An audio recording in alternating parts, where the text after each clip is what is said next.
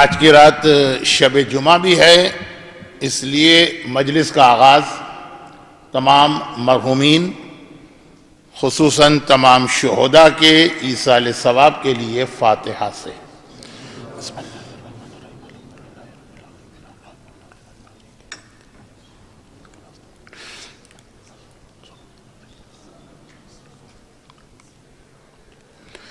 لا حول ولا قوة إلا بالله العلي العظيم۔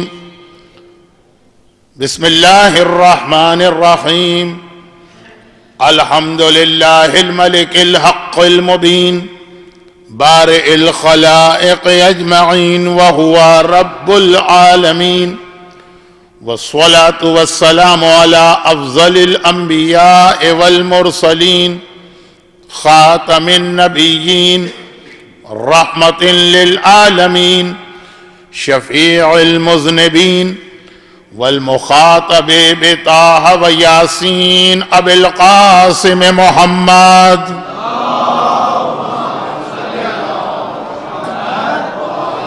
وآله الطيبين الطاهرين المعصومين المظلومين المنتجبين الميامين، سيما على بقية الله في الأرضين وحجته على العالمين الإمام المنتظر والحجة الثاني عشر، اللهم عجل فرجه وقرب زمانه وكثر أنصاره وأهلك أعداءه ولعنة الله على أعدائهم أجمعين.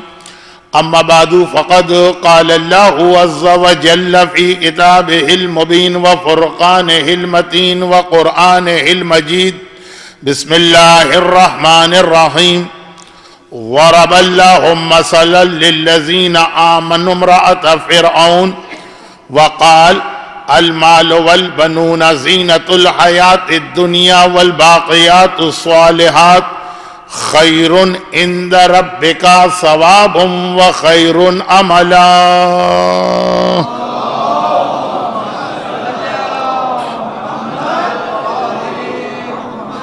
1435 ہجری یعنی سن 2014 کے اس عشرہ فاطمیہ کی آج پہلی تقریر ہر سال کی طرح سے شب ولادت میں واقع ہو رہی ہے، اس لیے آج کا موضوع تھوڑا سا باقی 9 دن کی مجالس سے مختلف ہوگا اور ہونا چاہیے، لیکن چونکہ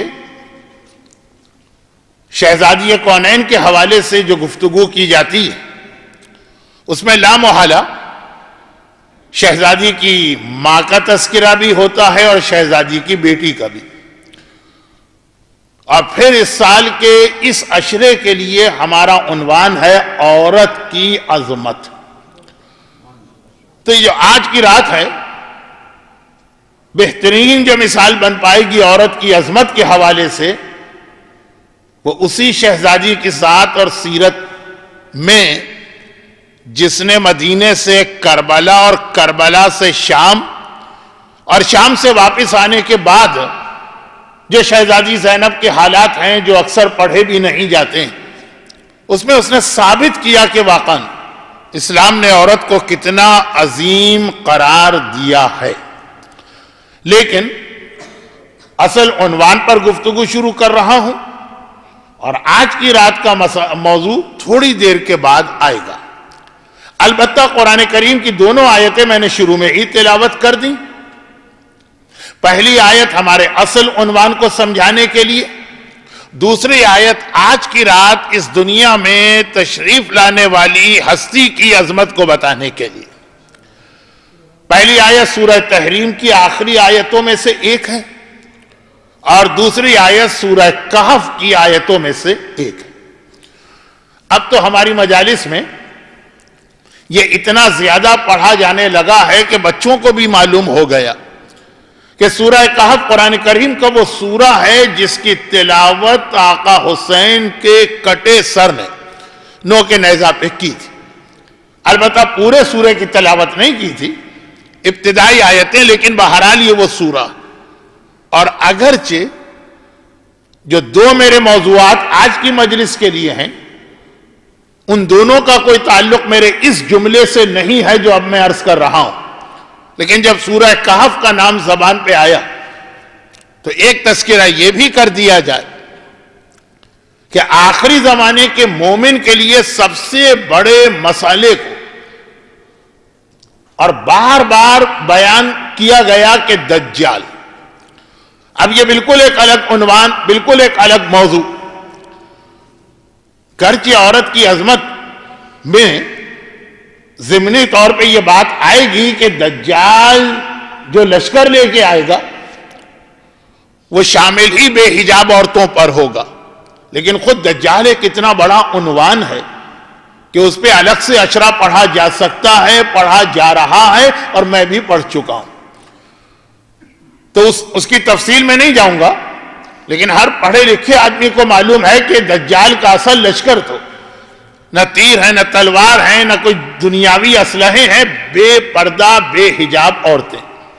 عورت کی عظمت، جب یہ جملہ دجال کے بھی استاد شیطان ملعون کہا جائے کہ عورتیں تو میرے گلے کا وہ نیکلس و گلو بند ہے جو میری زینت کا سبب بنتی ہیں، اگر یہ عورتیں دنیا میں نہ ہوتی، شیطان کہہ رہا، تو میں اپنے مشن میں کبھی کامیاب نہ ہوتا. تو خیر، دجال، شیطان، یہ شب جمعہ کے عنوان تو ہیں. ہر شب جمعہ اس پہ بات تو کرنا، لیکن آج کی رات براہ راست ان موضوعات پر بات کرنے کا موقع نہیں. پھر بھی دجال سے بچنے کا کیا طریقہ ہے؟ اچھا، اب اسلام نے ہمیشہ جب کبھی بھی یہ سوال سامنے آئے کہ کسی چیز کو حاصل کرنے کا کیا طریقہ ہے، کسی چیز سے بچنے کا کیا طریقہ، رزق حاصل کرنا ہے کیا طریقہ، علم حاصل کرنا ہے کیا طریقہ، بیمار آدمی ہے صحت حاصل کرنا ہے کیا طریقہ، بے اولاد ہے اسے اولاد حاصل کرنا ہے، صاحب اولاد ہے مگر اولاد نرینہ کی خواہش ہے، اولاد نرینہ حاصل کرنا ہے کیا طریقہ. اور اسی طرح جس چیز سے اپنے آپ کو بچانا ہے تو اس کا کیا طریقہ. تو ہمیشہ اسلام نے کہا دو باتیں ملاؤ گے تب وہ چیز تمہیں ملے گی، دو باتیں ملاؤ گے تب اس خطرے اور پریشانی سے اپنے آپ کو بچاؤ گے. پہلی بات کوشش، دوسری بات دعا. نہ خالی کوشش کے ذریعے کوئی چیز ملتی ہے، نہ خالی دعا کے ذریعے کوئی چیز ملتی ہے. نہ خالی کوشش کے ذریعے آدمی اپنے آپ کو کسی ضرر یا نقصان سے بچا سکتا ہے، نہ خالی دعا کے ذریعے آدمی اپنے آپ کو بچا سکتا. دونوں کو ملاؤ. اب جو بہت پرانے میرے مجالس سننے والے ہیں، جو اس مجمع میں بہت گنتی کے نظر آ رہے ہیں، ان کو یاد دلا دوں کہ شب جمعہ میں اکثر دعا کے عنوان پہ بھی بات کرتا ہوں، اور یہ جملہ اس میں آتا ہے تو اتفاقاً خود ہی میرے ذہن میں پہلے سے نہیں تھا، خود ہی یہ جملہ میری زبان پہ آ گیا کہ دعا. لیکن اس کے ساتھ کوشش. جو ظہور امام کی تعجیل کے لیے لوگ بہت سارے نعرے لگاتے ہیں تو وہاں بھی ایک سوال یہی ہوتا کہ یہ تو آپ کی دعا ہو گئی، کوشش کیا. مگر خود مجھے اندازہ ہوا کہ ذرا سا میں اپنے موضوع سے ہٹا تو واپس آ جاؤں. دجال، اس سے بچنے کے لیے ایک طرف کوشش، ایک طرف دعا. اب کوشش تو وہ عنوان ہے کہ جس پر آج کل مجلسیں پڑھی جا رہی. دجال سے بچنے کے لیے دعا کیا بتائی گئی؟ تو دعاؤں کی تو کئی قسمیں ہیں، لیکن قرآنی دعا تو پورے قرآن کے اندر صرف ایک سورہ کہف ایسا جس کے لیے یہ حدیث آئی ہے کہ جو اس سورے کی ہر شب جمعہ تلاوت کرے گا، اور اگر پورا سورہ نہیں پڑھ سکتا تو اس کی آخری 10 آیتیں وہ فتنہ دجال سے اپنے آپ کو بچا لے گا. ایک آیت کا ترجمہ کرتے ہوئے صرف اتنا میں کہہ بیٹھا کہ سورہ کہف کی آیت ہے، دیکھیں کتنی موضوع سے ہٹ کے باتیں نکل آئیں. لیکن یہ سورہ کہف کی ایک خصوصیت کہ اس کا آغاز وہ ہے جو آقا حسین نے بازار کوفہ میں نوک نیزہ سے سنائے، اور اس کا اختتام وہ ہے آخری 10 آیتیں جو ہر شب جمعہ بستر پہ جا کے سونے سے پہلے آدمی کو پڑھنا، کہ دجال سے بچنے کا بہترین طریقہ ہے۔ ایسی ہی کوئی شب جمعہ ہوگی جب آپ بستر پہ جا کے سوئیں گے اور ایک دم سے آپ کی آنکھ کھلے گی، کیونکہ امام کی آمد کا اعلان ہو چکا ہوگا، اور ایک دم سے آپ چونک کے نیند سے بیدار ہوں گے اور خدمت امام میں جانا۔ تو ایسا نہ ہو کہ امام کی طرف جاتے جاتے بیچ میں دجال پکڑ لے۔ تو ہر شب جمعہ سونے سے پہلے جو آخری کام مومن کو انجام دینا، ان میں سورہ کہف کی یہ آخری 10 آیتوں کی تلاوت ہے، تاکہ وہ دجال سے اس طرح بچے کہ اگر اچانک رات کے وقت اسے اٹھ کر خدمت امام میں جانا پڑے تو امام ہی کی خدمت میں جائے، دجال کے پاس نہ پہنچے۔ اور یہ اسی جملے کا ایک مختصر فارمولا میں نے بتا دیا کہ وہ جو تفصیلی جملہ کہ جس دن امام آئیں گے اسی دن دجال بھی ایک خاص علاقے میں ظاہر ہوگا۔ خیر، اور آسمان سے 2 آوازیں آئیں گی، جبرائیل کی آواز بھی آئے گی کہ امام کی خدمت میں پہنچو، شیطان کی آواز بھی آئے گی کہ دجال کی خدمت میں پہنچو۔ لیکن دجال اپنے آپ کو جبرائیل کہہ رہا ہوگا، شیطان اپنے آپ کو جبرائیل کہہ رہا ہوگا، اور جس دجال کا اعلان کرے گا اس کو وہ امام کہہ رہا ہوگا۔ تو خیر، اب کیسے بچیں؟ آخری عمل، رات کو سوتے وقت سورہ کہف کی آخری 10 آیتوں کی تلاوت۔ اب دجال سے بچنے کا قرآن میں صرف ایک ہی عمل بتایا گیا، اگرچہ وہ ساری آیتیں بھی دجال سے بچنے کے لیے مفید ہیں، جن کا فائدہ یہ ہے جن آیتوں کا کہ یہ ایمان کو ختم ہونے سے بچاتی، لیکن وہ ایک بہت عمومی پیغام ہے، وہ زیادہ اس کا تعلق موت کے وقت ایمان ختم ہونے سے۔ شب جمعہ موت بھی یاد کرنا، تو میرا عنوان یہ نہیں ہے، لیکن خود بخود زبان پہ یہ جملے آ رہے ہیں تو شب جمعہ کا بھی ایک تھوڑا سا حق ادا ہو رہا۔ تو وہ زیادہ وہ آیت ربنا لا تزغ قلوبنا بعد اذ ہدیتنا وہب لنا من لدنک، اب یہ جو آیتیں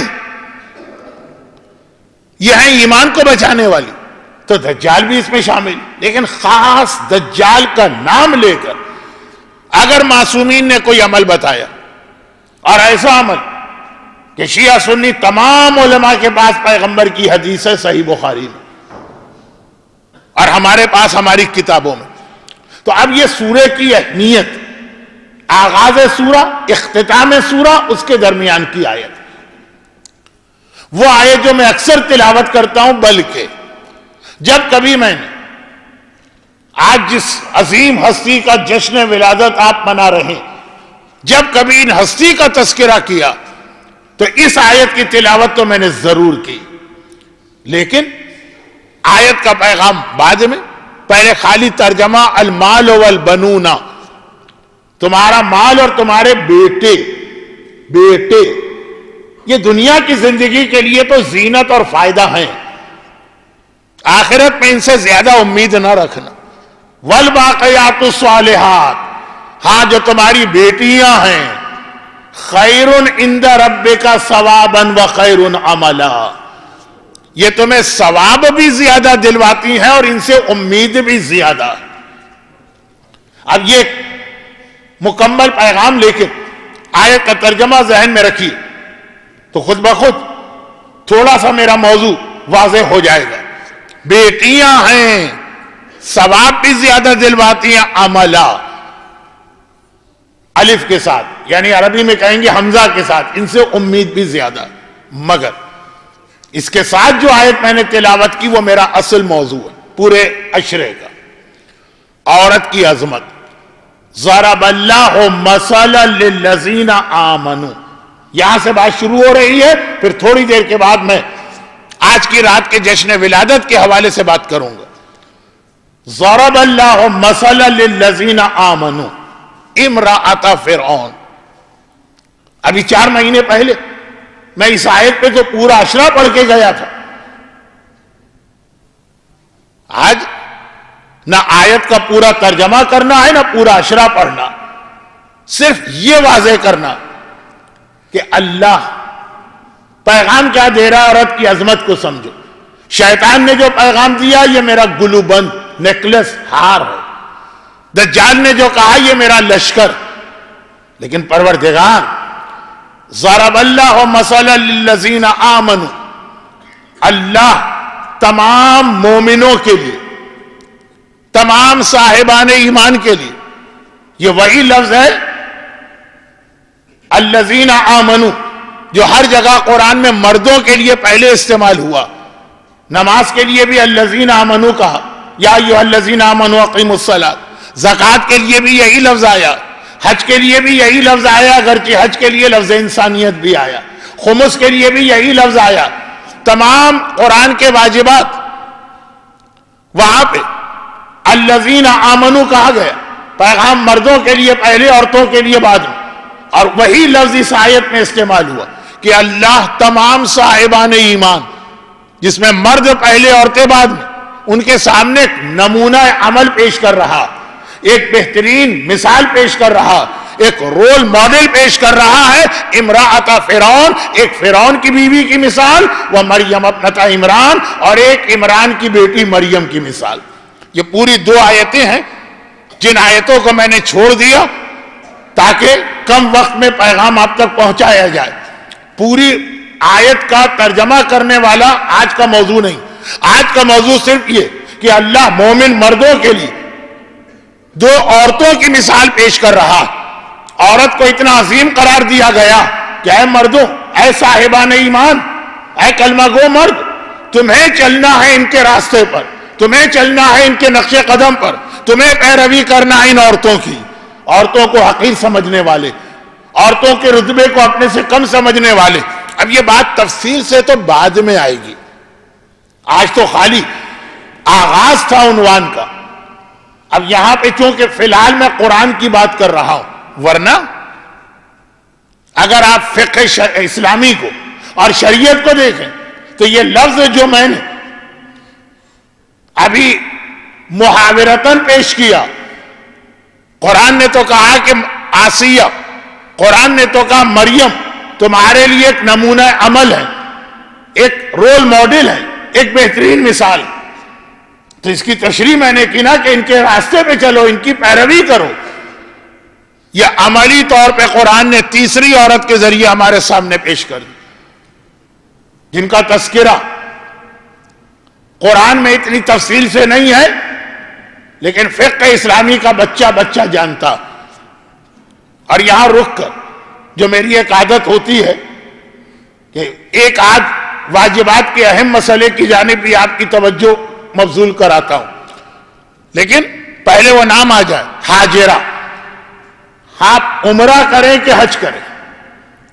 اب عمرے اور حج میں آج کل ایک ایسا ٹیکنیکل مسئلہ پیش آ رہا جسے میں ممبر سے بیان کرنا مناسب نہیں سمجھ رہا ہوں، لیکن 2 درخواست آپ کے ذریعے سے ان تمام لوگوں تک جو عمرے کا ارادہ کر رہے ہیں یا حج کا ارادہ کر رہے ہیں، اور یہ ضمنی طور پہ ایک بات آ گئی، لیکن یہ درخواست ضمنی طور پر آ گئی، لیکن جو جناب حاجرہ کا نام آیا وہ تو عورت کی عظمت کے لیے بہت اہم ایک مثال بنے گی۔ اور وہ 2 درخواستیں یہ کہ اپنے جاننے والوں سے، رشتہ داروں سے، دوستوں سے جو حج اور عمرے پہ جا رہا، خاص کندھا پکڑ کے، کندھا ہلا کے یہ کہیے گا کہ صفا اور مروہ کی سعی کے نئے مسئلے کو سمجھ کے جاؤ۔ اس سے زیادہ میں اس وقت کہنا نہیں چاہتا، کیونکہ مسائل تو ایک ایسی چیز ہے کہ اس کی تفصیل میں چلا گیا تو میں بہتا چلا جاؤں گا، لیکن خاص توجہ دلائیے گا کہ یہ عمل جو دیکھنے میں سب سے آسان لگتا، بھئی جانا ہے، آنا، یہ ایک ہال سا بنا ہوا، ادھر جانا ہے، ادھر آنا ہے، جانا ہے، آنا ہے، پھر جب اس کے موٹے موٹے مسئلے لوگ پڑھتے ہیں تو اور آسان لگنے لگتا۔ صفا مروہ کی سعی طواف کے بعد ہوتی، ابھی طواف کے مسئلے پڑھے تو اتنے باریک مسئلے، اتنی شرائط، اتنی پابندیاں، آدمی گھبرا گئے، اور اس کے بعد اس کے مسئلے پڑھے تو اتنا آسان لگا۔ لیکن خاص یہ کہیے گا کہ جو نئے اور لیٹسٹ فتوے آئے ہیں صفا مروہ کے بارے، اور اب اس کے حوالے سے میں جو دوسری درخواست آپ کے ذریعے سے لوگوں تک پہنچا رہا ہوں، اور وہ یہ ہے کہ ہمارے یہاں ایک تصور ہے، اور وہ تصور اپنی جگہ صحیح ہے، لیکن لوگ اسے غلط جگہ استعمال کرنے لگے۔ تصور کیا ہے کہ واجب پہلے ہے، سنت بعد میں۔ بے شک عورت کی عظمت میں یہ چیز شیطان کی ایک خاص نشانی بن کے آئے گی کہ جو سنت کو پہلے لے اور واجب کو بعد میں، تو واجب پہلے سنت بعد میں۔ لیکن عمرے کے حوالے سے یاد رکھیے کہ عمرہ وہ عبادت ہے جسے شروع کرنا سنت ہے، مستحب ہے، آپ کی مرضی عمرہ کریں کریں نہ کریں نہ کریں، لیکن ایک بار شروع ہو جائے تو وہ واجب ہو جاتا۔ لیکن خاص جو درخواست میں کرنے والا ہوں، اور یہ اپنے تجربے کی وجہ سے کر رہا ہوں، اور ہر سال مجھے ان مسائل کو حج کے قافلے میں اس طرح سے دیکھنے کا موقع ملتا ہے کہ میں اپنا سر پکڑ کے بیٹھا ہوں۔ ایک ایسی منزل آتی ہے کہ آدمی مسئلہ حل بھی نہیں کر پاتا، اور وہ یہ کہ حج کے بارے میں الحمدللہ پھر بھی لوگوں کے پاس یہ خیال آ گیا کہ بھائی بہت احتیاط کے ساتھ کرنا ہے، اس کے بڑے نازک نازک مسئلے ہیں، دیکھو لاپرواہی نہ کرو۔ چنانچہ میری معلومات کے مطابق دنیا بھر سے آنے والے 99% حج کے قافلے کسی عالم کو ضرور لے کے آتے ہیں، لیکن عمرہ جو آج کل نہ صرف یہ کہ بہت زیادہ ہو رہا، بلکہ اب حج سے زیادہ رش عمرے میں ہونے لگا۔ میری معلومات کے مطابق مشکل سے 30% قافلے ایسے ہیں جو کسی عالم کو ساتھ لے جاتے ہیں۔ بھئی عمرہ ہی تو کرنا ہے، واجب کوئی تھوڑی ہے، حج واجب ہے، اس میں بڑی احتیاط کرنا، عمرہ تو مستحب ہے، انشاءاللہ تو اللہ قبول کرے گا، اور کوئی غلط بھی ہو گیا تو واجب تو تھا ہی نہیں۔ یہ اتنی بڑی یہ غلط فہمی۔ اب یہ دیکھیں، میں بہت مختصر کہنے کے بعد بھی یہ محسوس کر رہا ہوں کہ مجالس کے انداز سے میں ہٹ رہا ہوں، محفل کے طریقے سے میں ہٹ رہا ہوں، یہ تو مسائل کا سیشن بن رہا جو آج کا مقصد نہیں، تو جلدی سے بات کو سمیٹوں۔ حج میں اگر کوئی غلطی ہو جائے تو زیادہ سے زیادہ یہ کہ حج غلط ہو جائے گا۔ آپ کہیں گے تو اس کا کیا مطلب ہو؟ اکثر غلطیاں تو ایسی ہیں جس سے حج غلط نہیں ہوتا، کفارے دے کے کام چل جاتا، لیکن بہت زیادہ بڑی غلطی ہوئی تو حج غلط۔ مگر حج اگر غلط ہو جائے تو آپ گناہگار ہیں، وہ بھی اگر جان بوجھ کے غلطی کی، لیکن بہرحال آپ آزاد ہو گئے۔ عمرے میں اگر غلطی ہو جائے، خاص طور پر صفا مروہ کی سعی 7 مرتبہ جانا آنا،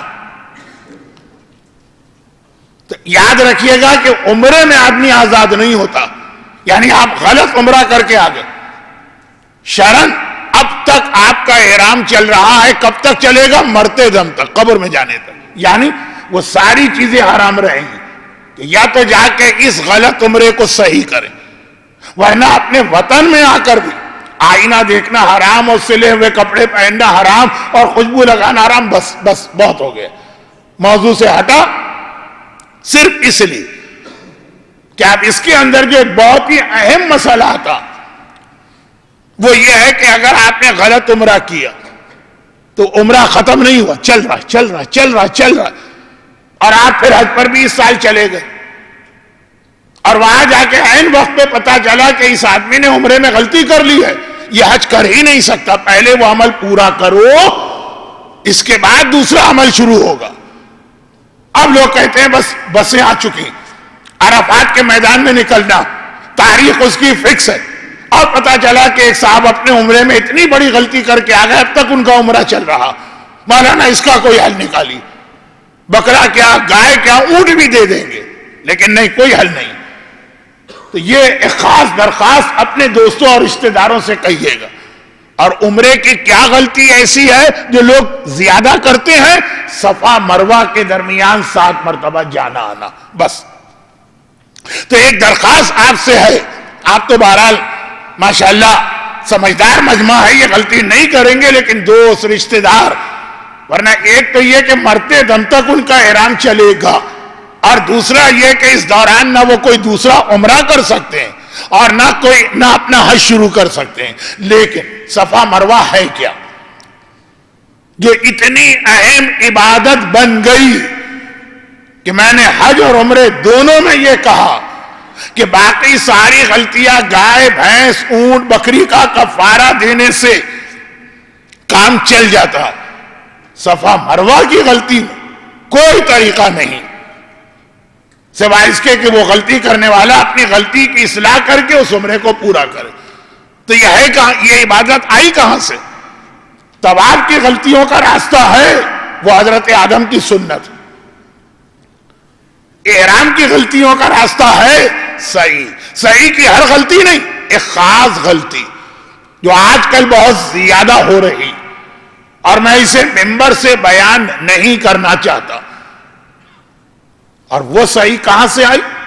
جناب حاجرہ کے ان دو پہاڑوں کے بیچ میں چلنے سے۔ اور اب ذرا دیکھیے، جناب حاجرہ کا عمل ایسا اللہ کے یہاں عظیم عمل بنا، صرف ایک جملے کی دلیل کے لیے میں نے آپ کے 15 منٹ ضائع تو نہیں کیے، موضوع سے ہٹا دیے، لیکن بہرحال اس جملے پہ آ جاؤں کہ جناب حاجرہ کا یہ عمل ایسا بنا کہ عام مومن عمرہ یا حج کرنے جائے، بڑا متقی مقدس و پرہیزگار جائے، بہت بڑا عالم جائے، کوئی مجتہد جائے، کوئی مرجع جائے، کوئی نبی جائے، کوئی رسول جائے، کوئی امام جائے، سب کو جناب حاجرہ ہی کے راستے پہ چل کے یہ صحیح مکمل کرنا ہے۔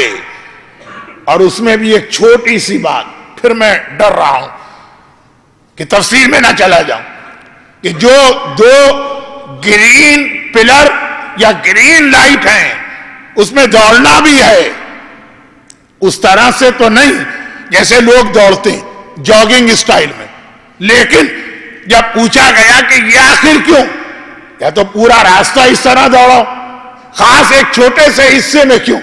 کہا کہ جیسے حاجرہ چلی ویسے تمہیں چلنا، وہ باقی حصے میں آرام سے چلی، تمہیں بھی آرام سے چلنا، وہ اس حصے میں دوڑ کے چلی، تمہیں بھی دوڑ کے چلنا ہے۔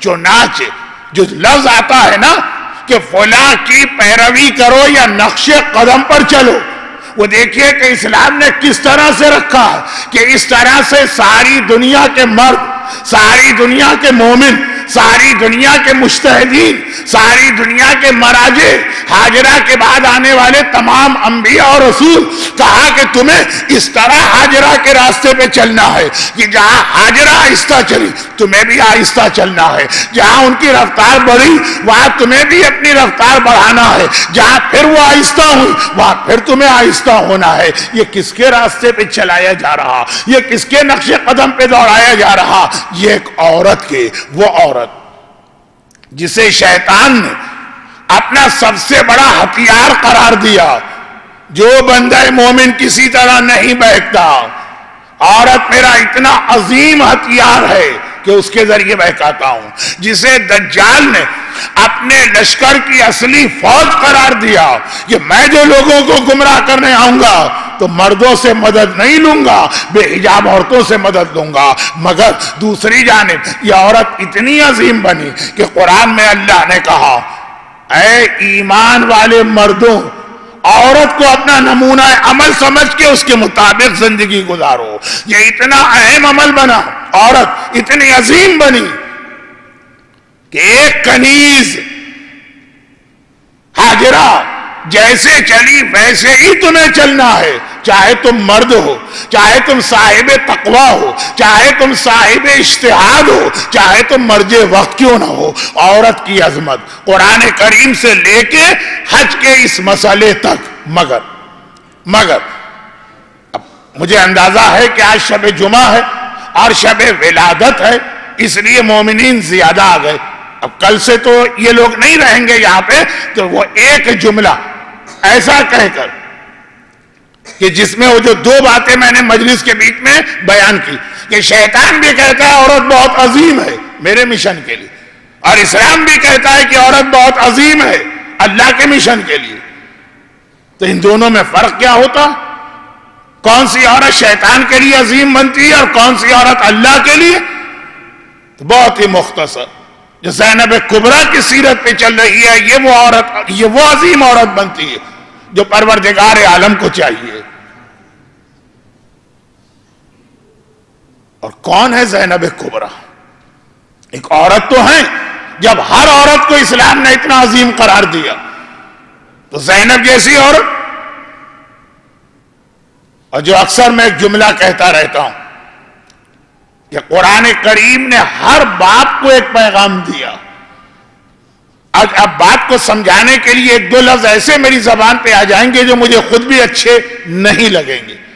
اہل بیت کے ہاں یہ ایک بہت بڑا ہم لوگوں کے لیے مسئلہ کہ ایک کی عظمت بتاتے ہوئے کہیں ایسا نہ ہو کہ دوسرے کی توہین ہو جائے. ہر ایک کا ایک رتبہ ہے اور اس طرح سے اس کو بیان کرنا. جناب خدیجہ کے فضائل میں اس طرح بیان کروں کہ شہزادی کونین کی توہین ہو جائے، یہ خود خدیجہ طاہرہ کو پسند نہیں آئے گا. خدیجہ عظیم ہے لیکن فاطمہ عظیم ترین. تو یہ ایک منزل ایسی میرے لیے مشکل آ گئی ہے، بہت ڈرتے ڈرتے آگے بڑھ رہا ہوں. اور اگر کہیں الفاظ میں کوتاہی ہو تو آپ اس کو نظر انداز کرنے کی کوشش کیجئے. بات یہ زینب قرآن کریم کی اب دوسری آیت کو ذہن میں لائی. جب اللہ آسیہ اور مریم جیسی عورتوں کو ایک مثال کے طور پہ پیش کر رہا، جب اللہ ہاجرہ جیسی ایک کنیز کو مثال کے طور پہ پیش کر رہا، میں نے کہا کہ واقعاً اگر آپ دیکھیے گا پیروں کی حرکت بھی اس طرح ہونا چاہیے جیسے ہاجرہ کی تھی. جہاں وہ آہستہ چلی، جہاں وہ تیز ہوئی، جہاں وہ پھر آہستہ ہو، جہاں سے انہوں نے اپنے پیر موڑے، انگریزی میں آج کل کہیں گے یو ٹرن لیا، وہاں سے تمہیں بھی گھومنا، آگے نہیں بڑھ سکتے. لیکن جہاں یہ ان عورتوں کی یہ عظمت آئی سامنے تو اندازہ کریں کہ زینب کبریٰ وہ نمونے عمل کے طور پہ کس طرح ہمارے سامنے آئیں. اور ایک جملہ میں اور کہہ دوں اور اس کے بعد پھر میں شہزادی زینب کے حالات پر واپس آ جاؤں. اور وہ یہ ہے کہ ہمارے یہاں یہ غلط فہمی ہو گئی کہ جب شہزادی کونین کی سیرت پیش کی جاتی ہے جو انشاءاللہ کل سے شہادت کی تاریخ تک 9 مجالس میں ہوگی، تو یہ سمجھا جاتا ہے کہ یہ عورتوں کا موضوع ہے. جب آسیہ مردوں کے لیے نمونہ عمل ہے تو فاطمہ ان سے زیادہ حق رکھتی ہیں کہ مردوں کے لیے نمونہ عمل بنے، خالی عورتوں کے لیے نہیں. ہمارے یہاں جب زینب کبریٰ کا تذکرہ ہوتا سمجھا جاتا ہے کہ ان کی سیرت عورتوں کے لیے ہوگی. جب ہاجرہ تمام دنیا کے مردوں کے لیے نمونہ عمل ہیں، مجتہدین اور مراجع تک کے لیے، تو زینب کبریٰ کی سیرت بھی خالی عورتوں کے لیے نہیں ہے، مردوں کے لیے بھی. اور اس سے پہلے کہ میں اس سیرت زینب کی جانب جاؤں، اکثر یہ 2 اقوال، ایک قول خدا ایک قول رسول پیش کرتا ہوں. پہلے قول رسول پیش کر دوں اس لیے کہ اس کا عنوان کل سے شروع ہوگا. بہت مشہور حدیث، اگرچہ اتنی مشہور حدیث سننے کے باوجود اب تک ایسے لوگ ہیں جنہیں اس حدیث پہ یقین نہیں. اور وہ حدیث یہ ہے کہ اللہ کی ایک بہت بڑی نعمت ہے بیٹے، لیکن بیٹیاں اللہ کی نعمت نہیں ہیں، بیٹیاں اللہ کی رحمت ہیں. اور نعمت اور رحمت کا فرق بتایا کہ نعمت اسے کہتے ہیں لَتُسْأَلُنَّ يَوْمَئِذٍ عَنِ النَّعِيمِ. نعمت کے بارے میں قیامت پہ سوال ہوگا. جب تمہیں بیٹے ملے روز قیامت تمہیں ان کے بارے میں جواب دینا ہے. رحمت خدا وہ ہے جس کے بارے میں کوئی سوال نہیں ہوتا، وہ اللہ بغیر حساب کے عطا کرتا چلا جاتا. یہ رحمت ہے تمہارے لیے. اور بس ایک جملہ جو میں نے کہا کہ جس پہ یہ بات نامکمل چھوڑتا ہوں کل کے لیے. اور ذرا اندازہ کریں کہ ہم جیسے ادنا اور گناہگاروں کے لیے ہماری بیٹیاں رحمت ہیں. مرا جاتا ہے آدمی اولاد کے لیے اور اولاد میں بیٹا چاہیے. اور ابھی بھی ایسے گھر ہیں ہندوستان اور پاکستان میں جہاں پہ بیٹے اور بیٹیاں اگر ایک ہی گھر میں ہیں تب بھی والدین غیر نہیں، باپ اور ماں دونوں میں فرق رکھتے ہیں. بیٹا زیادہ عزیز ہے، بیٹا زیادہ محبوب ہے، بیٹا زیادہ بیٹے کی چاہت اور بیٹی کم. اگرچہ مجھے معلوم ہے کہ اس کی ایک وجہ اور بھی ہے، لیکن وہ جو سورہ اعراف میں رسول خدا کا تعارف قرآن نے کرایا اس میں اس وجہ کا جواب بھی دے دیا. لیکن یہ کل کی باتیں کہ آخر سمجھدار اور سنجیدہ لوگ بھی بیٹیوں سے کیوں گھبراتے ہیں اس کی ایک وجہ بھی ہے، لیکن وہ وجہ اور اس کا جواب اگر آج آ جائے گا تو آج رات کا حق کہاں ادا ہوگا. یہ کل کے لیے بس اتنی سی بات. ہم جیسے گناہگار ترین انسانوں کے لیے ہماری بیٹیاں رحمت ہیں. تو اندازہ کریں کہ جو خود پوری کائنات کے لیے رحمت ہو. اے حبیب وما ارسلناک الا رحمتا للعالمین، ہم نے تو ساری کائنات کے لیے تمہیں رحمت بنایا. فاطمہ کی کیا منزلت ہے کہ فاطمہ اس رحمت للعالمین کے لیے رحمت قرار پا رہی ہے.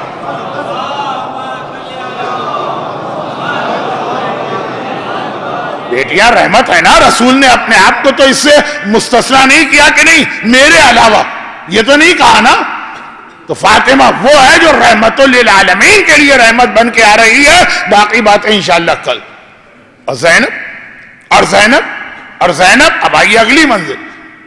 یہاں پر قول خدا کی جانب ہم واپس پلٹ رہے ہیں. وہی سورہ کہف کی آیت جسے آغاز میں تلاوت کر کے اس کا ترجمہ پیش کیا گیا. آیت ہمارے اور آپ کے لیے بھی ہے، بلکہ ہمارے اور آپ کے لیے زیادہ ہے.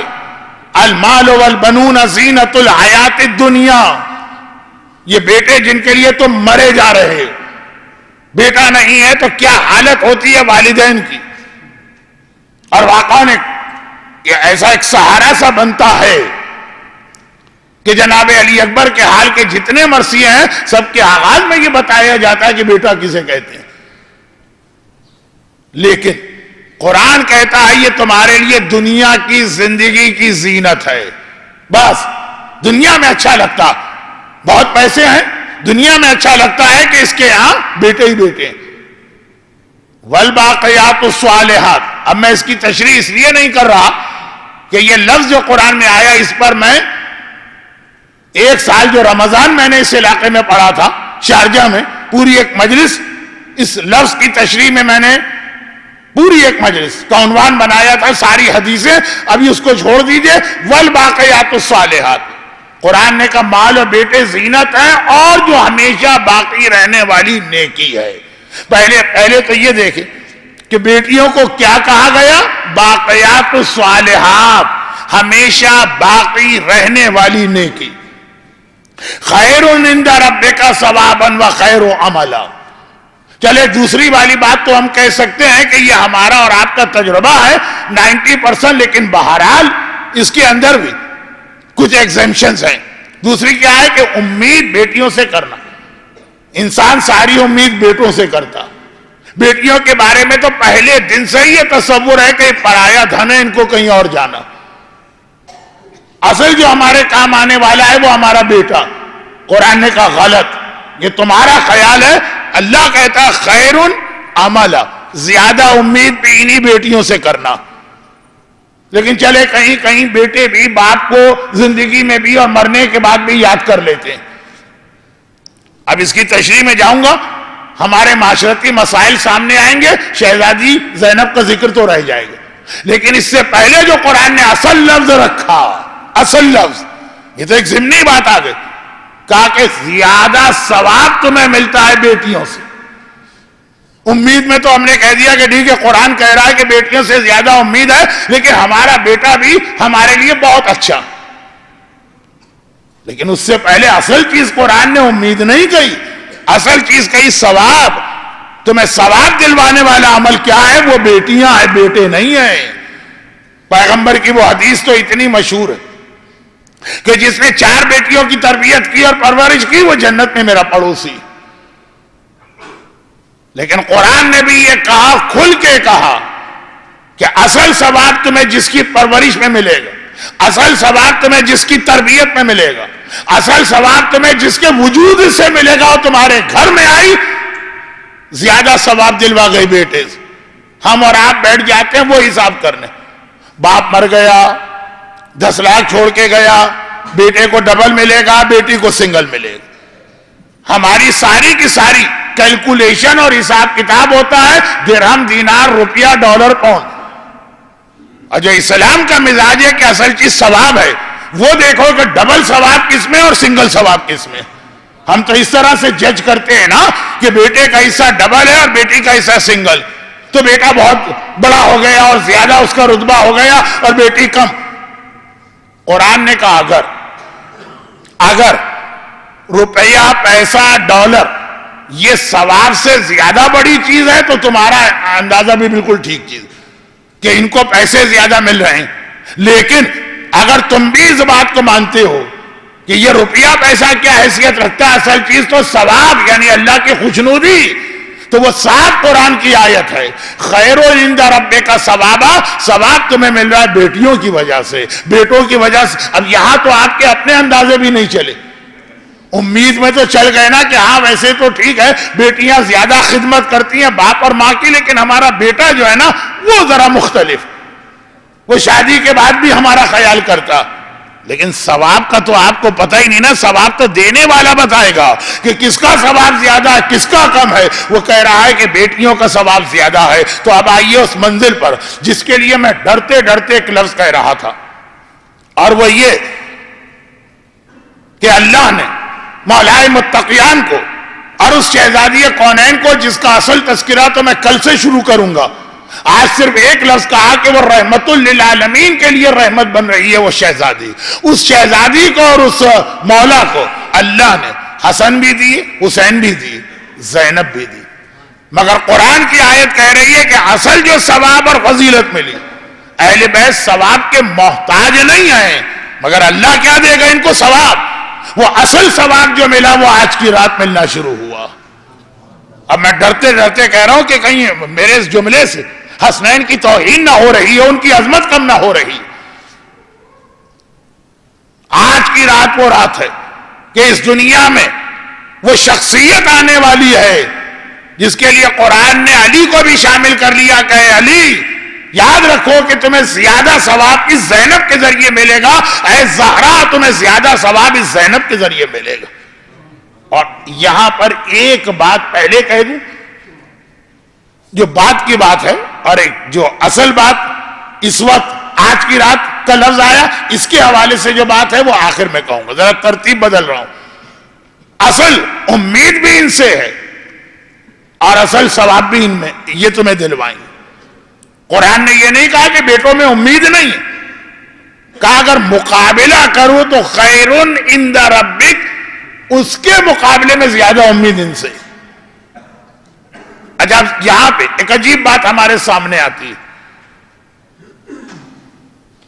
اور وہ یہ کہ اللہ نے شہزادی فاطمہ اور شہزادی زینب، دیکھیے ایک ہی نور کا سلسلہ، فرق یہ ہے کہ فاطمہ معصومہ ہے اس منزل پہ پہنچی، شہزادی زینب محفوظ عن الخطا، ذرا ایک ڈگری کم ہوتی ہے اس عصمت سے جو چہاردہ معصومین کے لیے لازم ہے۔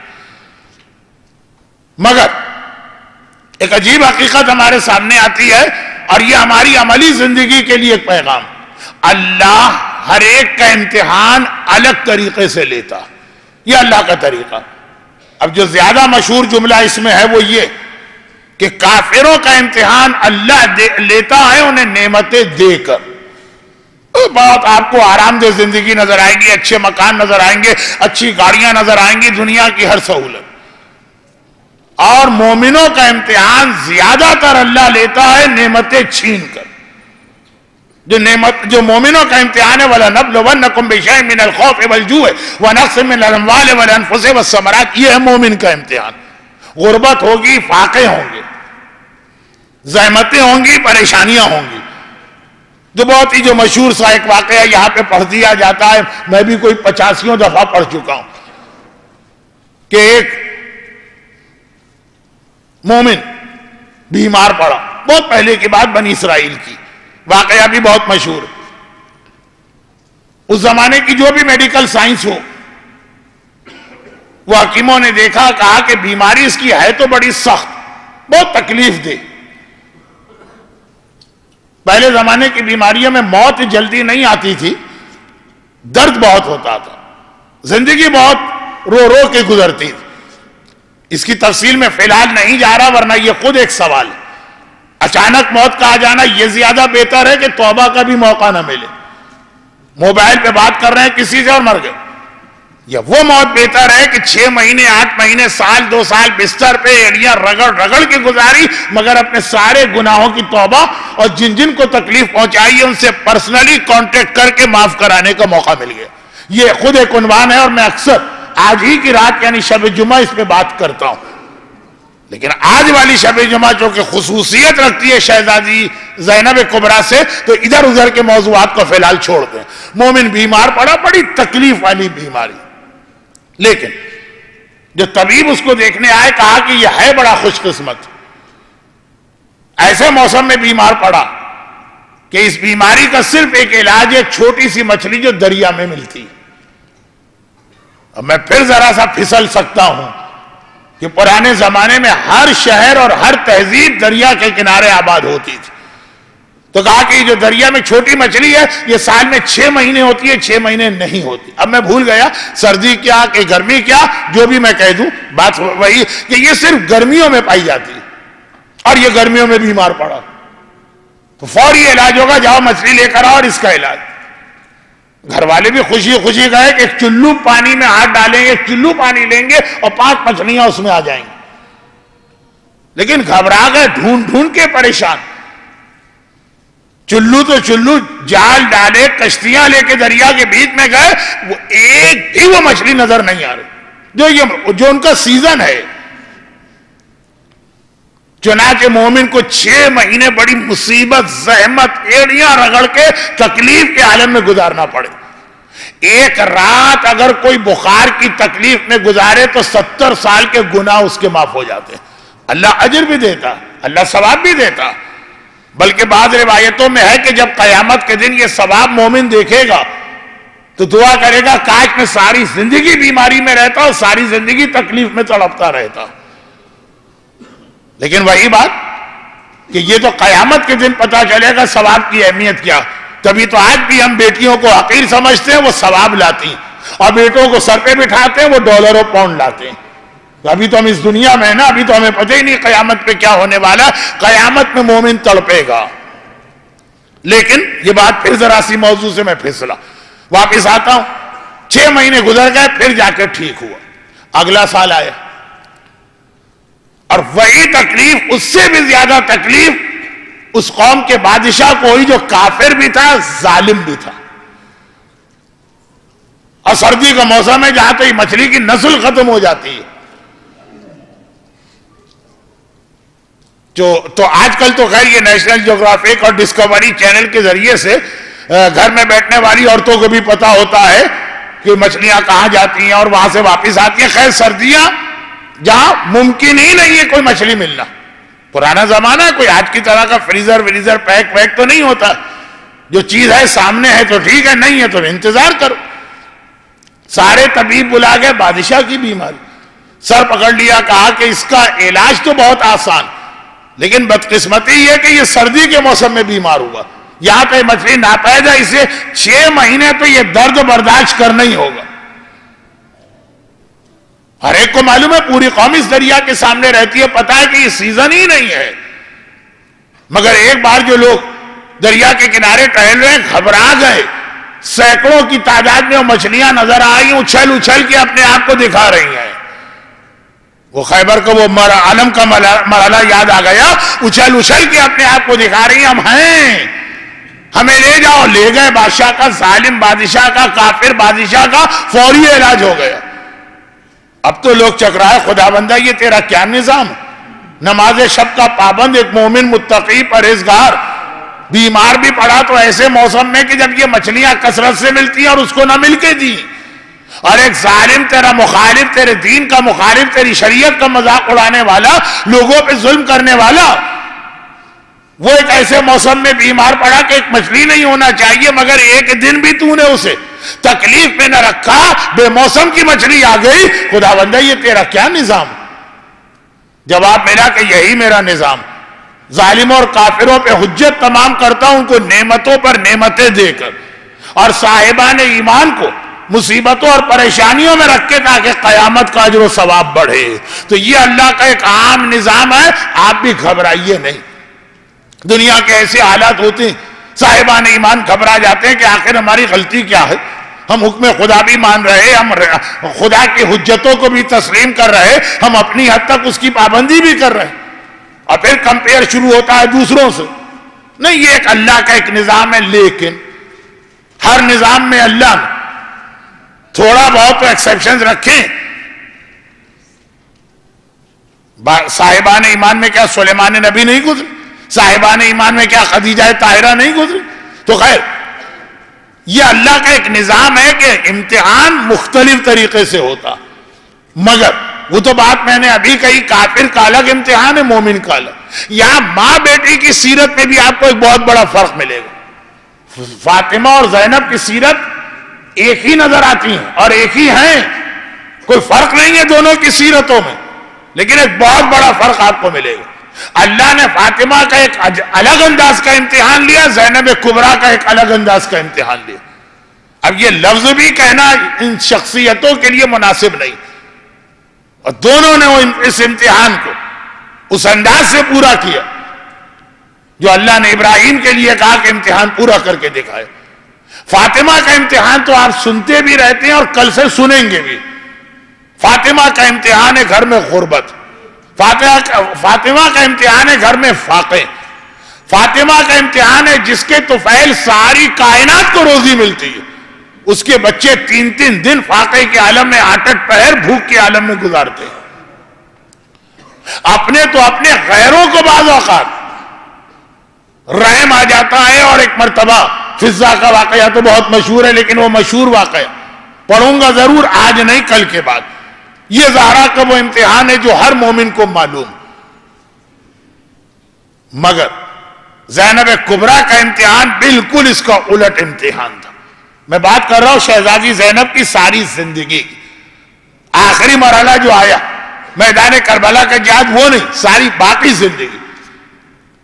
زینب کبریٰ ایک ایسے گھر میں شادی کے بعد گئی کہ جس کے دولت کوئی حساب ہی نہیں لگا سکتا، اس کثرت کے ساتھ دولت تھی۔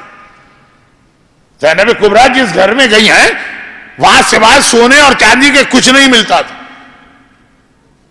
ایک ماں کی سیرت جو آپ کو ویسے ہی معلوم ہے، کل کی مجلسوں میں یہ واقعات آئیں کہ نہ آئیں، بلکہ اتنا کہ ہمارے ذہن میں زہرا کا نام سنتے ہی فاقے خود بخود آ جاتے ہیں۔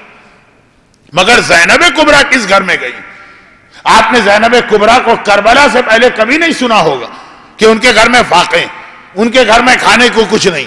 فاقے اور کھانے تو چھوڑیے، زندگی کی ہر نعمت و سہولت وہاں۔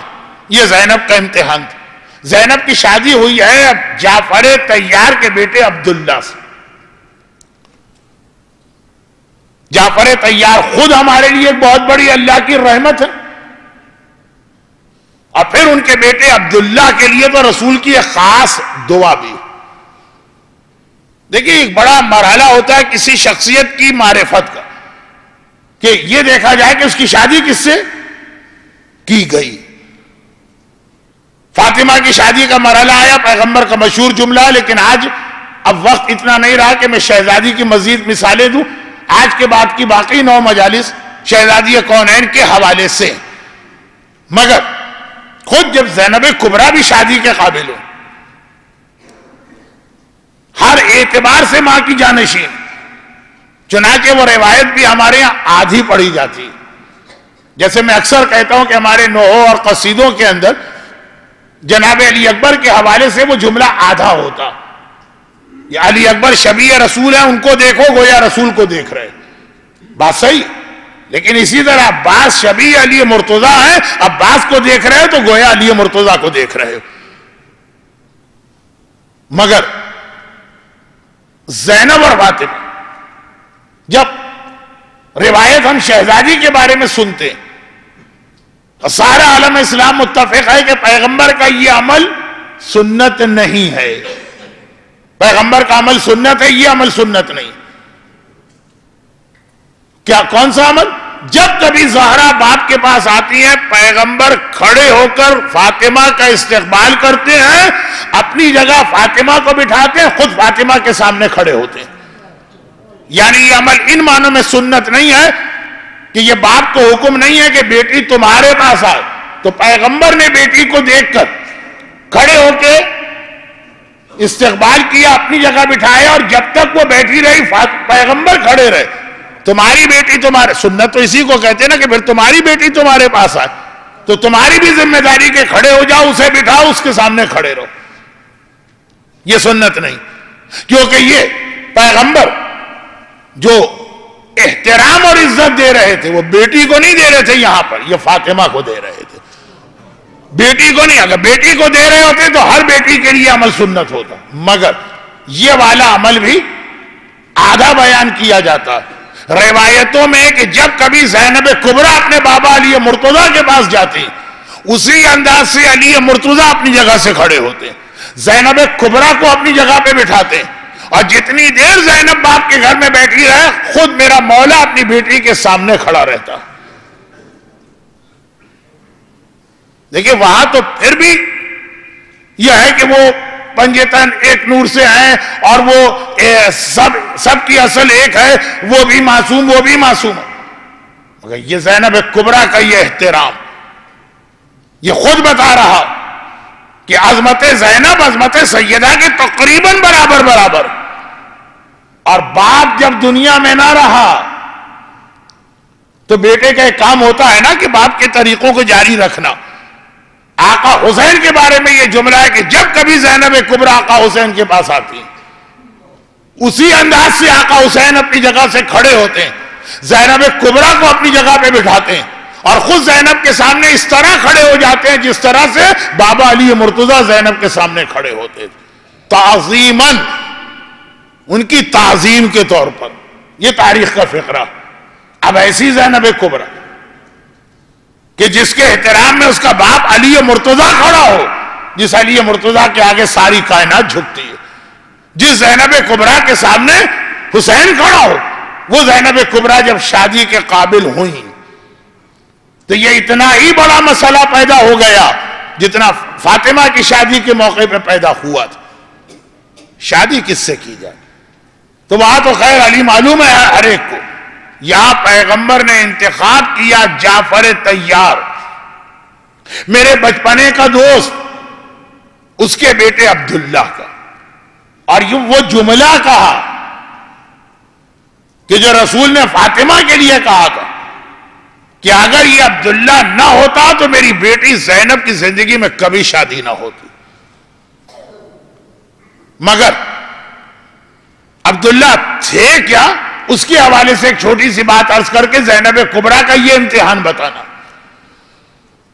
اور وہ یہ کہ عبداللہ جعفر طیار کے بیٹے ہیں، مگر ایسے کہ بچپنے ہی میں یتیم ہو گئے، اور ان کی یتیمی بھی ایک بہت بڑا واقعہ بنی. عباس علمدار کو جو فضیلت ملی ہے وہ بعد میں ہے، اس سے پہلے جعفر طیار کو ملی. عالم اسلام کو بچانے کے لیے سیدھا ہاتھ بھی کٹا، الٹا ہاتھ بھی کٹا، اور پیغمبر نے ان کے یتیم اولاد کو دیکھ کر کہا کہ الطیار فی الجنان، تمہارا باپ اللہ نے 2 پر دیے ہیں جس سے وہ جنت میں پرواز کر رہا. پہلا یہ رتبہ، یہ علمداری جعفر طیار کی ہے. جعفر طیار کے ذریعے ہمیں نماز جعفر طیار ملی، جو آپ کی روزی کے سارے مسئلوں کو حل کرنے والی ہے. وہ اللہ کی ایک خاص رحمت ہے جعفر طیار، جنہوں نے آپ کی زندگی کے سب سے بڑے مسئلوں میں سے ایک کو حل کیا. مگر بات ان کی نہیں، بات یہ ہے کہ جب ان کی شہادت ہوئی اردن میں، تو اس وقت مدینے میں ان کے گھر میں غربت کی حالت تھی کہ اس رات کو گھر والوں کے پاس کھانے کے لیے کچھ نہ تھا.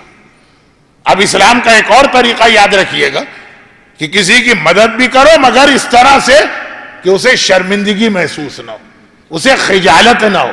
احسان جتا کے نیکی نہ کرنا، ذلیل کر کے نیکی نہ کرنا. تو وہ جو ایک حدیث آپ سنتے ہیں کہ سیدھے ہاتھ سے دو تو الٹے ہاتھ کو پتہ نہ چلے، یہ جو اسلام کا مزاج ہے۔ پیغمبر کو معلوم ہے کہ آج اس گھر کے اندر اتنی غربت ہے، کھانے کو کچھ نہیں، اپنی بیٹی سے آ کے وہ جملہ کہا جو اب اسلام کی قیامت تک کی سنت بن گئی کہ بیٹی جا اور جا کر جعفر طیار کی بیوہ کو پرسا دے۔ اب ہمارے یہاں اردو رشتے کے حوالے سے کہا جائے گا جٹھانی کو جا کے پرسا دو، مگر یہ رشتہ داری کے لفظ عربی میں نہیں ہوتے۔ جاؤ اور جا کر جعفر طیار کی بیوہ کو پرسا دو، اور گھر سے کھانا تیار کر کے لے جانا، اس لیے کہ جب کسی کی موت ہو تو 3 دن تک اس کے گھر میں چولہا روشن نہیں ہونا چاہیے، اور اگر اس کے گھر میں چولہا روشن ہوا اور اس کے گھر میں کھانا پکایا گیا تو یہ عمل جاہلیت کا عمل مانا جائے گا۔ اب اس وقت جعفر طیار کے گھر میں اتنی غربت تھی کہ چولہا روشن ہو ہی نہیں سکتا، لیکن وہ تصور نہ آنے پائے کہ جیسے کوئی احسان کیا جا رہا۔ یہ قیامت تک کی سنت پیغمبر نے بنا دیا۔ شہزادی کون ہے جو کھانا تیار کر کے 3 دن تک جعفر طیار کے گھر میں بھجواتی رہے؟ وہ آج بھی اسلام کی سنت ہے۔ دونوں گھروں میں کتنا فاصلہ ہے؟ جتنا اس منبر سے مسجد کے اس دروازے تک۔ آج بھی آپ مسجد النبوی میں جائیے، شہزادی کا حجرہ تو ہر ایک کو معلوم ہے، جعفر طیار کے حجرے کی نشانی بھی ابھی تک موجود ہے۔ کوئی جاننے والا آپ کے ساتھ ہو تو بتا دے گا۔ خیر، یہ تو اپنی جگہ ہوئی بات۔ پھر ایک دن اللہ کے رسول جو اکثر اب جاتے تھے جعفر طیار کے گھر والوں کی دلجوئی کے لیے، جب جعفر طیار کے اسی حجرے میں پہنچے جس کا نشان آج بھی موجود ہے مدینے کی مسجد، آپ میں سے جو مدینے ہو کر آئے ہیں ان کو یاد آ رہا ہوگا، تو بچے تو کھیلتے ہیں نا۔ دیکھا کہ عبداللہ ابن جعفر طیار یعنی جعفر طیار کے بڑے بیٹے جو یتیم وہ کھیل رہے ہیں، اور کھیل کیا رہے ہیں کہ مٹی سے کچھ کھلونے خود ہی بنائے اور ان کی دکان لگا کے جیسے عادت ہوتی ہے بچوں کی، 2 آنے 4 آنے 1 دینار آدھا دینار۔ بچوں کو یہی کرنا چاہیے، ان سے توقع بھی یہی۔ پیغمبر مسکرائے اور مسکرا کے کہا کہ اے عبداللہ کیا کر رہے؟ کہا کہ دکانداری کر رہا ہوں، کاروبار کر رہا ہوں اور یہ کھلونے مجھے بیچنا ہے، مٹی کے کھلونے۔ پیغمبر نے سر پہ ہاتھ رکھا۔ ہمارے اور آپ کے لیے تو ایک لفظ ہے کہ جو یتیم کے سر پہ ہاتھ رکھے، جتنے بال اس کے ہاتھ کے نیچے آئیں گے اتنے اس کے گناہ معاف ہو جائیں گے۔ پیغمبر نے دعا بھی دی، کہا خدا بندہ اس کے کاروبار میں برکت عطا فرما اور کبھی اس کا ہاتھ خالی نہ رہنے پائے۔ جعفر طیار اسی بچپنے والے کھیل کو، ایک یتیم لیکن ایسے مجاہد اسلام کا یتیم جس نے اسلام کے لیے اتنی بڑی بڑی قربانیاں دی، پیغمبر نے جو دعا دی اس کا نتیجہ یہ نکلا۔ بہت ہی جلدی یہ 2 باتیں کہہ کے، اصل تو زینب کبریٰ میرا عنوان ہے، 2 باتیں۔ نتیجہ یہ نکلا کہ پوری اسلامی دنیا، اس زمانے کی اسلامی دنیا آج کے 40 ملکوں کے برابر۔ جعفر طیار کے زمانے میں کتنی بڑی اسلامی دنیا تھی۔ اسلامی دنیا کو، حکومت اسلامی کو کبھی کبھار قرضہ لینا پڑتا تھا تو جعفر طیار سے قرضہ لیا جاتا تھا۔ ایک اکیلا آدمی، اتنی دولت اس کے پاس ہے کہ پوری حکومت کو، اور اتنی بڑی حکومت اسے قرضہ دے رہا۔ اور جو دوسرا جملہ کہہ رہا ہوں وہ یہ ہے کہ لکھنؤ میں، اگر کوئی لکھنؤ کا یہاں پہ ہے پرانا، ایک محاورہ ایک زمانے میں تھا، آصف الدولہ ایک حکمران گزرے، وہ غریبوں کی اتنی مدد کرتے تھے کہ ایک محاورہ مشہور ہو گیا، جسے نہ دے مولا اسے دے آصف الدولہ۔ یہ ایک محاورہ مشہور تھا۔ اب اس میں کتنی حقیقت ہے، کتنا لوگوں نے مبالغہ کیا، وہ میرا موضوع نہیں۔ میرا موضوع یہ کہ واقعاً تاریخ اسلام میں ایک لفظ لکھا کہ پوری اسلامی دنیا میں کہاں سے کہاں تک وہ اسلامی دنیا تھی، یہ ایک طے شدہ بات تھی کہ اگر 2 آدمیوں میں کبھی بھی کوئی مالی معاملے پہ جھگڑا ہو، پوری اسلامی دنیا میں، آج کا ایک ملک نہیں، آج کے تقریباً 40 ملک، کوئی جھگڑا ہو گیا کہ جی تم نے میرے ساتھ بزنس میں فراڈ کیا ہے، کم پیسے دیے، تم نے قرضہ لیا ہے واپس نہیں کیا، تم نے فلاں موقع پہ مجھے اتنا مالی نقصان پہنچائے، پیسے کے بارے میں پوری دنیا میں اس وقت اسلامی دنیا میں کوئی بھی جھگڑا اب جھگڑے کے کئی نتیجے نکلتے ہیں. اگر سامنے والی پارٹی ایک لفظ کہہ دے، مثلا ہم نے سامنے والے سے کہا کہ تم نے 10 لاکھ قرضہ لیا واپس نہیں کیا، ہم تو تمہیں نہیں چھوڑیں. وہ ایک لفظ اگر کہہ دے نا تو جو دعویٰ کرنے والا پیچھے ہٹ جاتا ہے. وہ سمجھتا ہے میرا پیسہ آ گیا میرے پاس اور آ جاتا. سامنے والا اگر بحث کرے، نہیں تم غلط کہہ رہے ہو، یہ حق نہیں ہے، کاغذ کہاں ہے، گواہ کہاں ہے، اتنے نہیں اتنے نہیں، تو جھگڑا بڑھتا، گردن تک اڑا دی جاتی تھی اس جھگڑے پہ. لیکن سامنے والے نے کہا مت گھبراؤ، یہ قرضہ تمہارا واپس ہوگا، میں نہیں دوں گا تو عبداللہ ابن جعفر تیار دیں گے. بس یہ سننا، جیسے ہی سنا کہ کنفرم اب گویا میرے پیسے آ گئے. جس نے جعفر تیار کے بیٹے کا نام لے دیا عبداللہ، بس اب عبداللہ اول تو خود ہی بھجوا دیں گے، اور اگر ان تک خبر نہیں پہنچی میں جا کے اتنا کہہ دوں کہ فلاں آدمی سے جھگڑا ہوا، اس نے کہا 10 لاکھ آپ دیں گے، ایک سوال کیے بغیر عبداللہ ابن جعفر تیار دے رہے ہیں. یہ دیکھیں، یہ چھوٹی بات نہیں ہے. آج ہم اور آپ 100-200 درہم کسی کو دے تو اس کے بعد کتنے جھگڑے ہوتے ہیں. وہاں صرف ایک لفظ کہ بھئی جھگڑا مت کرو مجھ سے، عبداللہ ابن جعفر تیار دیں گے. عبداللہ کا نام ایک ایسا لفظ جس سے نہ دے مولا اسے دے عبداللہ. یہ واقعاً صحیح معنوں میں یہ محاورہ اگر آیا تو عبداللہ ابن جعفر تیار کے لیے. اس گھر میں بیاہ کے زینب کبریٰ آئی. اب یہ دیکھیں دو بہت اہم سیرتیں. جب زہرا کو رخصت کیا تو رسول نے کہا تھا بیٹی میں نے تمہاری شادی اس سے کی ہے جس کے گھر میں تمہیں دولت دنیا میں کچھ نہ ملے گا. پھر پورا واقعہ آپ کو یاد بھی ہے، میرا موضوع بھی بنے گا. اور زینب جس گھر کے اندر جا رہی ہیں، اس گھر کے اندر اتنی دولت دعائے رسول خدا ہے. اگر پیغمبر کی دعا کا اثر اور برکتیں نہ ہو تو پھر کس کی دعا قبول ہونے والی؟ تو دعا بھی ہے، تاریخ نے بتایا بھی کہ یہ دعا کس انداز سے پوری ہو رہی. اچھا اب اس کے اندر وہ فاطمہ کا امتحان، غربت میں رہ کے کس طرح سے اطاعت پروردگار کی، جو کل سے میرا عنوان بنے گا. اور یہ زینب کا امتحان ہے کہ سونے اور چاندی کے ڈھیر کے درمیان بیٹھ کر کس انداز سے زینب نے فاقے کیے اور اس دولت کو غربائے مدینے تک پہنچایا. یہ دونوں کے دو الگ امتحان تو ہیں، مگر ساتھ میں ایک چھوٹا سا جملہ اور کہہ دوں. یہ چھوٹا اس لیے کہہ رہا ہوں کہ وقت نہیں ہے، بہت جلدی اب بات پوری کرنا. اس میں شاید ایک پیغام اور بھی ہے کہ جب تم دین خدا پہ عمل کرو گے تو شروع میں بہت تکلیفیں ہوں گی، لیکن اگر ان تکلیفوں کو برداشت کرو، خدا کی مخالفت نہ کرو. یہاں تو ذرا بھی کوئی امتحان آیا اللہ کا قانون توڑا. یہ فلاں عورت کو جاب نہیں مل رہا، جاب بہت ضروری ہے، حجاب اتار پھینکا، داڑھی منڈوا دی، حرام کام میں چلے گئے، کیا کریں بھائی گھر بھی تو چلانا ہے. لیکن دیکھیے یہ دو سیرتوں کو اگر آپ دیکھیں تو ان کو ملانے والا بھی ایک جملہ کہ جب خدا کی اطاعت کرو چاہے کتنی ہی تکلیف دہ صورتحال کیوں نہ اور غربت کیوں نہ ہو، تو اللہ ظالم نہیں ہے، وہ تمہارا امتحان لے رہا. اور امتحان کہتے ہی اسے ہے کہ جس کے بعد اس کا نتیجہ اور ریوارڈ اور انعام دیا جاتا ہے. تو اگر اس امتحان کو ثابت قدمی سے پورا کرو تو پھر اللہ دے گا، اور اتنا دے گا کہ ماں کے گھر میں اتنے فاقے ہیں اور بیٹی کے گھر کے اندر دولت کی یہ کثرت.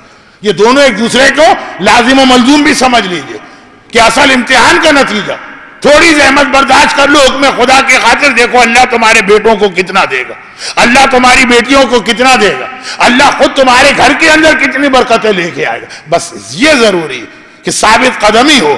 ایسا نہ ہو کہ ذرا مشکل وقت آیا تو حجاب گیا، ذرا مشکل وقت آیا تو داڑھی گئی، ذرا مشکل وقت آیا تو نمازیں گئیں، ذرا مشکل وقت آیا تو سودی ادارے کی نوکری اختیار کر لی، ذرا مشکل وقت آیا تو انسان دوسروں کا مال کھانے لگا. نہیں، ٹھہر جاؤ، حرام کبھی نہیں رکے گا، لیکن اللہ کی حکم کی پابندی تو نتیجہ یہ نکلتا ہے.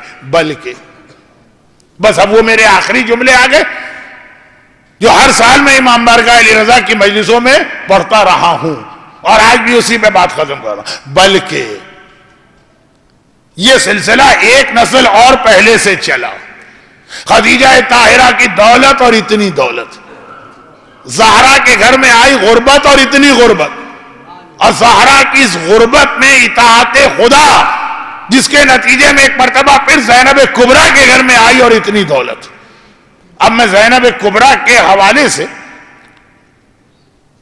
وہ ولادت کا بہت مختصر واقعہ پڑھ دوں. اچھا ولادت کے واقعات تو ایک ہی جیسے ہوتے ہیں، وہ تو ہر سال آپ کو 2 4 5 منٹ تو سننا ہی پڑے گی تکرار، مگر ایک جملہ اور شاید زینب کے گھر کی اتنی دولت، یہ بھی ایک امتحان تھا کہ دیکھیے ایک آدمی غریب ہے اور غربت ہی میں رہا، تھوڑی غربت بڑھ گئی پھر بھی برداشت کرنا آسان، خدا کسی بنے ہوئے کی نہ بگاڑے، جو ایک ہمارے عورتوں کا محاورہ، اس کثرت کے ساتھ جس زینب کبریٰ کے گھر میں دولت کہ اگر فقیر آ کے مانگتا ہے تو اسے سونے اور چاندی کی روٹیاں دی جا سکتی اور دی جاتی تھیں، اس کو جب کربلا اور شام اور کوفے کے بازاروں اور زندان میں وہ غربت برداشت کرنا پڑی کہ اپنا فاقہ پھر بھی برداشت ہے، ننھی سکینہ کا فاقہ، ننھے علی اصغر کی پیاس۔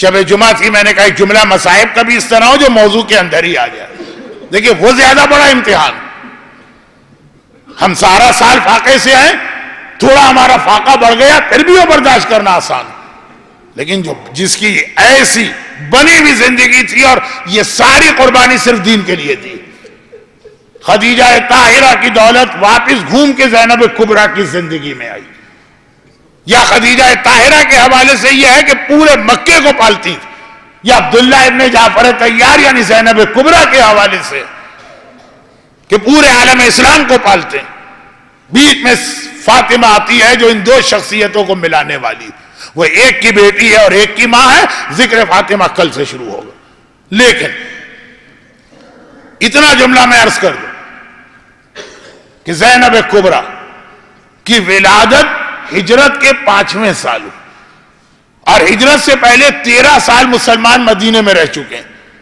13 سال وہ اور پھر 5ویں سال ولادت ہوئی، یعنی 18 سال، اسلام کے اعلان کے 18 سال بعد زینب کبریٰ اس دنیا میں آتی ہیں۔ ان 18 سالوں میں جس مسلمان کی زبان پہ سنی خدیجہ طاہرہ کا تذکرہ اور تعریف، کیونکہ ایک مسلمان ایسا نہیں جس پر خدیجہ نے کبھی نہ کبھی احسان نہ کیا، خاص طور پر مدینے میں جو مسلمان مکے سے آئے، وہ جو خدیجہ طاہرہ کا ذکر کرتے ہیں، تو اب جو مدینے کے نئے مسلمان جو یہیں کے رہنے والے جو مکے میں کبھی نہیں گئے، اور 5 سال جو پیغمبر مدینے میں رہے تو تبلیغ اسلام، یہ ہر جگہ، ہر محفل میں، ہر نشست میں، ہر مجلس میں ذکر خدیجہ ضرور سنتے ہیں، حتی مولائے متقیان سے وہ حسد کرنے والے بھی خدیجہ طاہرہ کی تعریف ہر ایک کی زبان پر، مکے والے تو سارے کے سارے خدیجہ طاہرہ کا احسان لے کے آئیں، اور ابھی غدیر خم کا وہ اعلان تو نہیں ہوا کہ جس نے چھپی ہوئی عداوتوں اور بغض کو ظاہر کر دیا، مدینے والوں نے بھی اکثر ذکر خدیجہ اپنے لیے سنا، مدینے کی مسجد النبوی بن گئی، یا رسول اللہ مسلمانوں کے پاس کھانے کے لیے کچھ نہیں ہے، پیٹ پہ پتھر باندھ کے تو وہ مسجد بنا رہے، تو مسجد کا پیسہ کہاں سے آیا؟ کہا یہ خدیجہ طاہرہ کی دولت کا باقی حصہ ہے جو یہاں استعمال ہو رہا۔ اب یہ مدینے والے ایک تو مکے والوں سے سن رہے ہیں اور پھر خود اپنی آنکھوں سے دیکھ رہے ہیں، جب بدر و احد و خندق میں ضرورت پڑ رہی ہے مسلمانوں کو اسلحہ خریدنے کی، دولت خدیجہ کام آ رہی، یہ خدیجہ طاہرہ واقعاً اگر قرآن نے کہا کہ یہ ام المومنین ہیں تو ماں بن کے انہوں نے ہمارا خیال کیا، اتنا ذکر سنا کہ ہر ایک کی ایک تمنا ہوئی، کاش ہم خدیجہ طاہرہ کی زیارت کر لیتے، کاش ہم خدیجہ طاہرہ کی کوئی خدمت کر لیتے، کچھ تو ہم خدمت کرتے۔ ماں نے بڑی قربانیاں دی ہیں، بیٹا اس وقت کسی قابل نہ تھا، جب بیٹا کسی قابل ہوا ماں مر گئی، یہی تمنا دل میں ہوتی، کاش کچھ دیر اور میری ماں زندہ رہتی، ساری زندگی اس نے زحمتیں اٹھائیں مجھ یتیم کو پالنے کے لیے، اب وقت آیا کہ میں ان کی خدمت کروں تو دنیا سے چلی گئی۔ یہاں تو پورا عالم اسلام ایک ہی تمنا، یا رسول، اچھا اب لوگ اپنے اندازے سے خود ہی ایک نتیجہ نکال رہے ہیں کہ یا رسول اللہ ہم کو پتا کہ اب میدان قیامت ہی میں ہم اپنی ماں کی زیارت کریں گے اور اپنی ماں کی خدمت کا ثواب لیں گے، اس سے پہلے تو ممکن ہے، لیکن کاش ہم خدیجہ طاہرہ کے زمانے میں ہوتے۔ یہ کاش اتنا چل رہا کہ جمادی الاولیٰ کا یہ مہینہ آ گئے، 4 تاریخ ختم ہوئی، آج کی رات آئی جو شب 5، 5واں سال بھی ہے ہجرت کا۔ اللہ کے رسول اپنے دستور کے مطابق فجر کی نماز کے وقت حجرے سے نکل کے آتے ہیں، لیکن آج پیغمبر باقاعدہ اپنی ابا کو اپنی گود پر ڈالے ہوئے اس طرح آ رہے ہیں جیسے اپنی گود میں کوئی چیز اٹھا کے رکھی۔ اچھا، ایک روایت یہ بھی ہے کہ پیغمبر اس وقت مدینے میں نہیں تھے، باہر گئے ہوئے تھے۔ تو وہ جو دوسری روایت ہے اس کا بھی یہی خلاصہ کہ جس دن پیغمبر آئے اس کے بعد جو پہلی نماز فجر پڑھانے کے لیے مسجد میں گئے، اور جو زیادہ مشہور و معتبر روایت ہے کہ نہیں، پیغمبر مدینے ہی میں تھے اور آج کی رات ختم ہوئی۔ کل فجر کا وقت آئے گا، آپ دعائے ندبہ بھی پڑھیں گے، آپ کل نماز جمعہ بھی پڑھیں گے۔ اللہ کے رسول مسجد میں آئے تو گود میں کوئی چیز چھپا کے، لوگ حیران ہیں کہ کیا چیز؟ یا رسول اللہ نماز پڑھاتے ہوئے آپ اس طرح تو کبھی نہیں آئے۔ کہا کہ آج میں تمہیں تمہارے ایک سوال کا جواب دینے آیا ہوں، اور سوال تمہارا یہ تھا نا کہ ہم نے خدیجہ طاہرہ کی کبھی زیارت نہ کی اور اپنی ماں کی کبھی خدمت نہ کی۔ آج اللہ نے مجھے ایک بیٹی عطا کی ہے جو میری بیٹی کے ذریعے مجھے ملی ہے، وَهَذِهِ مِثْلُ خدیجہ، اور یہ میرے لیے بالکل خدیجہ کی مانند ہے، یعنی اس کی زیارت ایسی ہے جیسے خدیجہ کی زیارت، اس کی خدمت ایسی ہے جیسے خدیجہ کی خدمت۔ آج 5 جمادی الاولیٰ سن 5 ہجری اللہ کے رسول نے مسجد النبوی میں یہ اعلان کیا، اور یہ کہہ کر کہ یہ مثل خدیجہ ہے، یہ بتا دیا کہ جیسے خدیجہ نے سارے عالم اسلام پر احسان کیا، زینب کبریٰ کا بھی احسان سارے عالم اسلام پر ہوگا۔ ایسا نہیں ہے کہ چند آدمیوں تک محدود رہے۔ زینب وہ عظیم ترین خاتون ہے جو سارے عالم اسلام پہ احسان کریں گی۔ آخری جملے پہ بات ختم کرتا ہوں، ولادت پہ یہ مصائب کا ایک جملہ، کیونکہ آج شب جمعہ بھی ہے، اور وہ یہ کہ میری اس بیٹی کو پہچانو، یہ مثل خدیجہ ہے، اس کی زیارت ایسی ہے جیسے خدیجہ کی زیارت، اس کی خدمت ایسی ہے جیسے خدیجہ کی خدمت، اس کو خوش کرنا ایسا ہے جیسے خدیجہ کو خوش کرنا۔ تو اس کا مطلب یہ بھی ہوا، اور اس پر ظلم کرنا ایسا ہے جیسے خدیجہ پہ ظلم کرنا، اس کو کوڑے مارنا ایسا ہے جیسے خدیجہ کو کوڑے مارنا، اس کے بازو میں رسی باندھنا ایسا ہے جیسے خدیجہ کے بازو میں رسی باندھنا۔ جس نے زینب پہ کوڑا اٹھایا، زینب پہ کوڑا نہیں اٹھایا، اپنی ماں پہ کوڑا اٹھایا۔ جس نے زینب کے بازو میں رسی باندھی، اس نے زینب کے بازو میں رسی نہیں باندھی، پورے صاحبان ایمان کی ماں کے بازو میں رسی باندھی۔ مگر جب خدیجہ کا مثل قرار دیا زینب کو، تو خدیجہ طاہرہ کے واقعات میں اکثر پڑھتا ہوں کہ آج بھی نام خدیجہ خدا کے یہاں سب سے زیادہ فائدہ دینے والا نام ہے۔ جب یہ مثل خدیجہ ہے، زینب کبریٰ بھی، علی مرتضیٰ کی بیٹی، فاطمہ زہرا کی بیٹی، حسن و حسین کی بہن، آج بھی زینب کبریٰ کا نام بارگاہ الہی میں سب سے زیادہ مقبول ہے۔ خدا بندہ تجھے اسی زینب کبریٰ کی اس عظیم نام کا واسطہ، تجھے زینب کبریٰ کی ولادت کی اس اہم ترین رات کا واسطہ، دنیا بھر کے صاحبان ایمان کو بطفیل زینب کبریٰ دنیا اور آخرت کی ساری خوشیاں نصیب فرما۔ خاص طور پہ ہم میں جو بیمار ہیں ان کی بیماری کو دور فرما۔ ہمارے تمام مرحومین کو خدیجہ طاہرہ اور زینب کبریٰ کے جوار سے ملحق فرما۔ خدا بندہ تجھے خدیجہ اور زینب کے عالم اسلام پر اس احسان کا واسطہ جو روزگار کی کسی پریشانی میں مبتلا ہے، ان نانی اور نواسی کی عظمتوں اور برکتوں کے طفیل ان کی اس پریشانی کو دور فرما۔ مگر اے پروردگار، مثل خدیجہ ہمیں بھی اسلام کی خاطر ہر قربانی کا جذبہ عطا فرما، اور مثل زینب کبریٰ تیرے دین کی خاطر ہم میں وہ طاقت عطا فرما کہ ہم اپنی اولاد کو اپنے ہاتھوں قربان کر دیں۔ خدا بندہ تجھے اس عظیم ترین خوشی کا واسطہ، دنیا تو گزر جائے گی، ہمیں مرنے کے بعد اور قبر کی اور آخرت کے مشکل ترین مراحل میں زینب کبریٰ کی شفاعت اور مدد نصیب فرما۔ اور ان تمام مظالم کے انتقام کے لیے جو نانی، ماں اور بیٹی پہ ڈھائے گئے، اور صحیح معنوں میں عظمت خدیجہ اور عظمت زینب اور عظمت فاطمہ دنیا کو دکھانے کے لیے اپنی آخری حجت، وارث معصومین، فرزند خدیجہ، فرزند فاطمہ، فرزند زینب، امام زمانہ کے ظہور میں تعجیل فرما۔ ایک نماز وحشت کی التماس آئی ہے، مرحوم امیر ہاشم ولد سید ہاشم، ان کے لیے آپ کو نماز وحشت بھی پڑھنا ہے، اور پھر سورہ فاتحہ کی التماس ہے مرحومہ گل بانو بائی بنت محمد مولدینہ اور مرحوم امیر ہاشم ابن سید ہاشم، اور آپ کے جو آج حاضرین محفل ہیں ان کے خاندان کے تمام مرحومین، کل اموات مومنین و مومنات، خصوصاً تمام شہداء اسلام، ان سب کے لیے ایک مرتبہ فاتحہ۔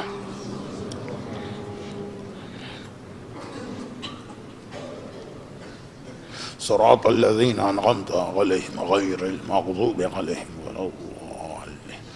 آپ سب کو آج کی رات کے جشن ازہد مبارک ہو، اور آپ سب حضرات کو گواہ بناتے ہوئے امام زمانہ تک اس مبارکباد کو پہنچاتا ہوں، اور اس موقع پہ اہل بیت کو جو بہترین تحفہ چاہیے ہوتا ہے اسی کی التماس ہے کہ بآواز بلند درود بھیجیں محمد و آل محمد۔